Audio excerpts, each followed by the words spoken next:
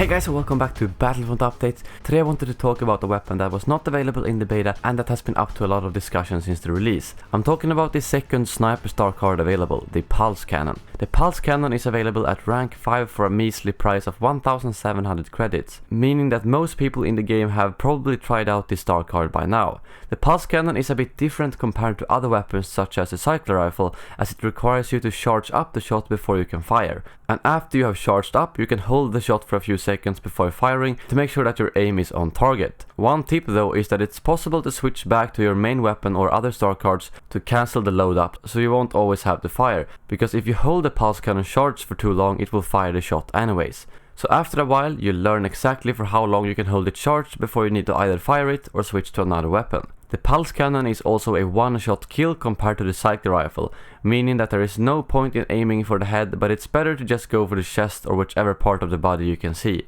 The Pulse Cannon does however have a slight splash radius, meaning that aiming on the ground also works. When I first tried out this star card, I thought it was absolute crap, as it felt like its aim was extremely off, and as you can see by these couple of clips, my shots ended up way off the actual target.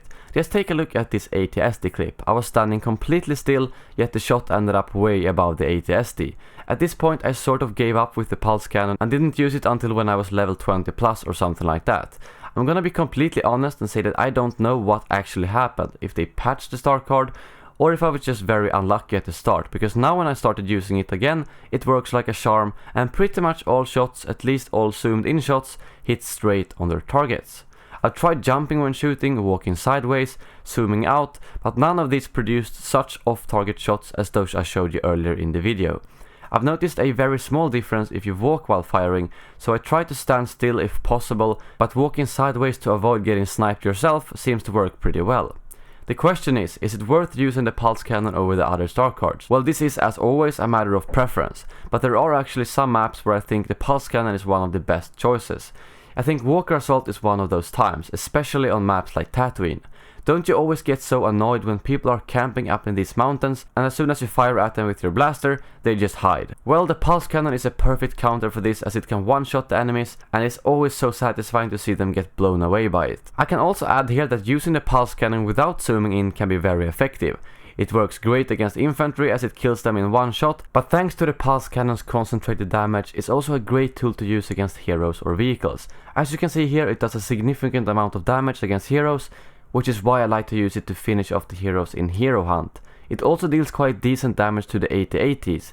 The Ion Torpedo does 30 damage and the Pulse Cannon does 20 to 25 damage, so it's actually quite effective to use against vehicles, meaning that the Pulse Cannon can be a bit more versatile than you might think. It's not just a long-range weapon against infantry, but it also works in short range and against vehicles, making it a good choice for your hand when you haven't unlocked the late game star cards yet. On long range maps I really love to use the homing shot and Pulse Cannon, as it means I can pick off a lot of people at long range, which can be hard with blasters only. In conclusion, I'd highly suggest you to give the Pulse Cannon a shot, because when you get used to it, it can be very effective, even though it, for me at least, acted very strangely at the start where the shots were completely off target.